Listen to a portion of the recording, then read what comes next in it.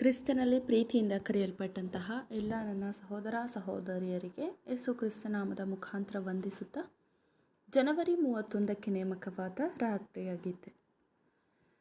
ನೀನು ಜಲರಾಶಿಯನ್ನು ದಾಟಿ ಹೋಗುವಾಗ ನಾನು ನಿನ್ನೊಂದಿಗಿರುವೆನು, ನದಿಗಳನ್ನು ನೀನು ದಾಟುವಾಗ ಅವು ನಿನ್ನನ್ನು ಮುಳುಗಿಸುವುದಿಲ್ಲ. ಯೆಶಾಯ 43ನೇ ಅಧ್ಯಾಯ 2ನೇ ವಚನ. ಕರೆಯಲ್ಪಟ್ಟ, ಆರಿಸಲ್ಪಟ್ಟ ಮತ್ತು ನಂಬಿಗಸ್ತರೆಲ್ಲ ಕೊನೆಯ ಅನುಮೋದನೆಯ ದೃಷ್ಟಿಯಿಂದ ನೋಡುವಾಗ ಇವರು ಅನುಭವ, ಶಿಸ್ತು ಮತ್ತು ಪರೀಕ್ಷೆಗಳ ಶಾಲೆಯಲ್ಲಿ ಹಾದು ಹೋಗಬೇಕಾಗಿದೆ. ಎಲ್ಲ ತೊಂದರೆಗಳ ಮಧ್ಯದಲ್ಲಿ ನಿಜವಾಗಿಯೂ ನಮ್ಮ ಕರ್ತನು ನಮ್ಮೊಂದಿಗಿರುವುದನ್ನು ತಿಳಿದಾಗ ನಮಗೆ ಎಷ್ಟು ಪ್ರೋತ್ಸಾಹ ಉಂಟು ಮಾಡುತ್ತದೆ.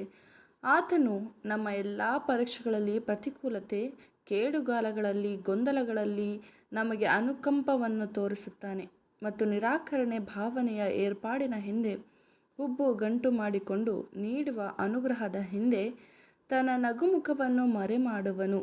ಸಂಕಟ, ನಿರಾಶೆ, ಗೊಂದಲ, ತೊಂದರೆಗಳೆಂಬ ನೀರುಗಳು ನಮಗಿರುತ್ತದೆ ಮತ್ತು ಈ ಪ್ರವಾಹದೊಂದಿಗೆ ನಾವು ತೇಲಿ ಹೋಗಬಾರದು. ಆದರೆ ಕಠಿಣತನವನ್ನು, ಕಷ್ಟಗಳನ್ನು ಒಳ್ಳೆಯ ಸೈನಿಕರಂತೆ ಸಹಿಸಿಕೊಳ್ಳಬೇಕು. ಆದರೆ ಈಗಿನ ಜೀವಿತದ ಹೋರಾಟಕ್ಕೆ ಬೇಕಾಗಿರುವ ಶಕ್ತಿಯ ಮೂಲವನ್ನು ಎಂದಿಗೂ ಮರೆಯಬಾರದು.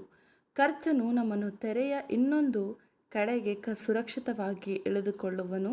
ಅಲ್ಲಿ ನಮಗೆ ಜೀವವಿರುವುದು ಮತ್ತು ಅದು ಅತ್ಯಧಿಕವಾಗಿರುವುದು. ಅದರೊಂದಿಗೆ ಮಹಿಮೆ, ಘನ ಮತ್ತು ನಿರ್ಲಯತ್ವ, ಅಮರತ್ವವನ್ನು ಆತನ ವಧುವಾಗಿ ಆರಿಸಲ್ಪಟ್ಟವರಿಗೆ ಆತನು ಒದಗಿಸುತ್ತಾನೆ ಎಂಬುದೇ. ಆಮೆನ್.